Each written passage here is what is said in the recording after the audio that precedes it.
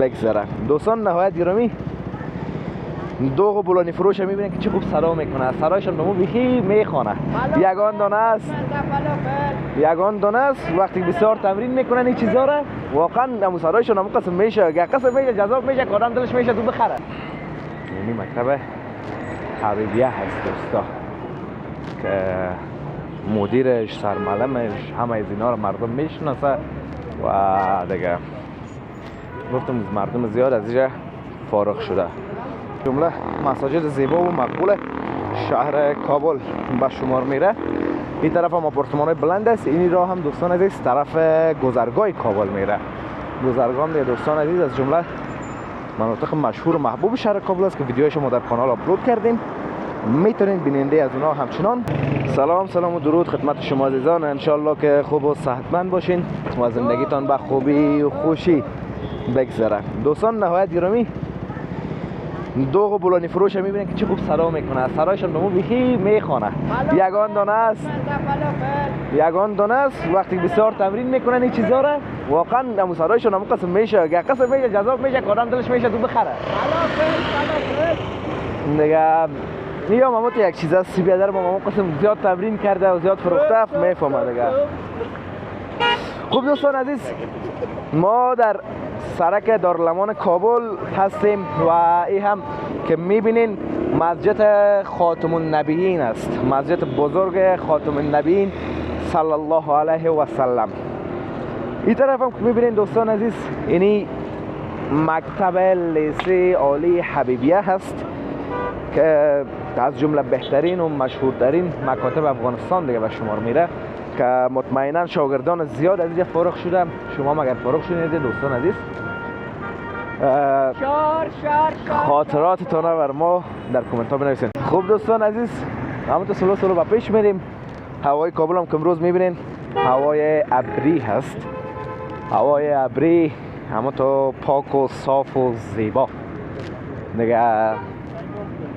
سرک دارالمان دوستان عزیز از خوبی هایش است که یک سرک بسیار خوب است، بزرگ است، تو هایوی ورز دیگه براتون میگم بزرگراه ور به فارسی برش میگن، نه کشورهای خارجی برش هایوی میگن دیگه. واقعا از جمله بهترین سرک های شهر کابل به شمار میره و مردم زیاد دوست داره، خصوصا دیگه دوستان عزیز کسایی که موتر دارن، موتر بسیار با سرعت بالا میدوانن دیگه.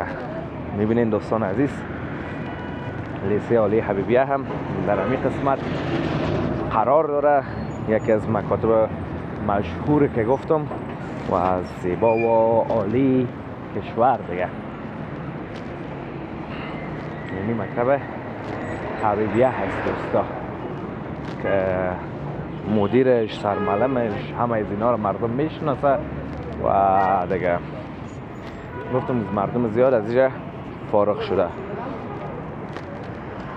این طرف دوستان عزیز سرک پشت سر ما هم طرف دیمزنگ شهر کابل میره. دیمزنگ هم یکی از مناطق مشهور و محبوب کابل هست دیگه. این سرک امروز یک قسم خالیز به نظر من دوستان عزیز. اونو کتوازای پلازا رو میبینین دوستان عزیز، در خالیش هم یک پلازای دیگه است که یا بسیار از پلازاهای مقبول و زیبای شهر کابل هست دوستان عزیز.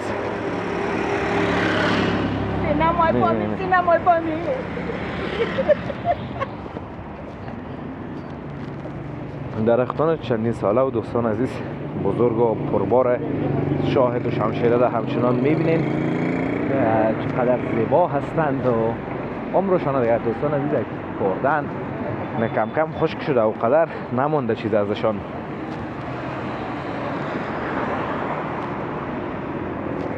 طرف دوستان عزیز نگفتین که شروع در پیاده رو نمیرید، در سرک میرید، طرف راه نیست دیگه، راهش بند است تا که پیدا شه. راه از نمیفهم در کجا هست. ما دیگه از اینجا باز دور بخوریم.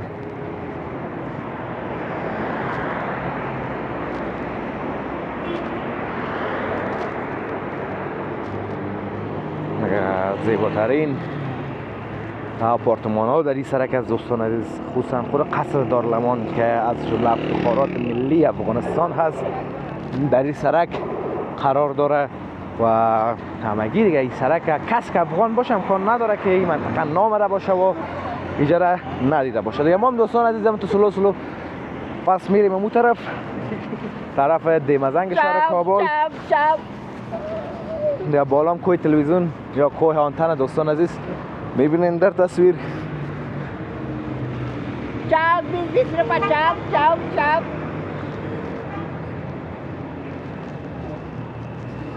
دوستان عزیز این طرف تر بیم که لیسه حبیبی از نمای دورتر و زیباتر ببینیم. اینی ساختمان لیسه حبیبی از دوستان عزیز، ساختمان زیبا و مقبول لیسه حبیبیه. دیگه میان دوستا رفته میرن، دوستای یک جای میرن. چقدر خوب است دوستان عزیز دوستا یک جای باشن و خندیده و اما تو دوستانه اما تو برن. واقعا بسیار دوست دارم که همیشه همگی یک دست باشن، یک جای باشن و خصوصا دوست که از دوستان عزیز باز یک دنیای دیگه است، کسی که رازهای تا برش آزاد گفته میتونید. این سیرانه هستن چقدر خوب یک رو میرن و چقدر عالی هستن. اما در راه که بریم دوستان عزیز نفرها به تنهایی هستن، اما اوایی که با همراه دوست خودن هستن حتما میبینین چه اونا رو باز یک قسم بگویی که حتما کلان چیز مصرف کرد. اما خنده، مذاق، ساتری و چیزا بسیار خوب است. این طرف هم دوستان عزیز مسجد خاتم النبیین دوباره در تصویر میبینین که از جمله مساجد زیبا و مقبول شهر کابل به شمار میره.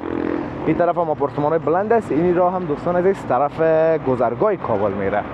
گذرگاه هم دوستان عزیز از جمله مناطق مشهور و محبوب شهر کابل است که ویدیوهاش ما در کانال آپلود کردیم، میتونید بیننده از اونها همچنان باشین.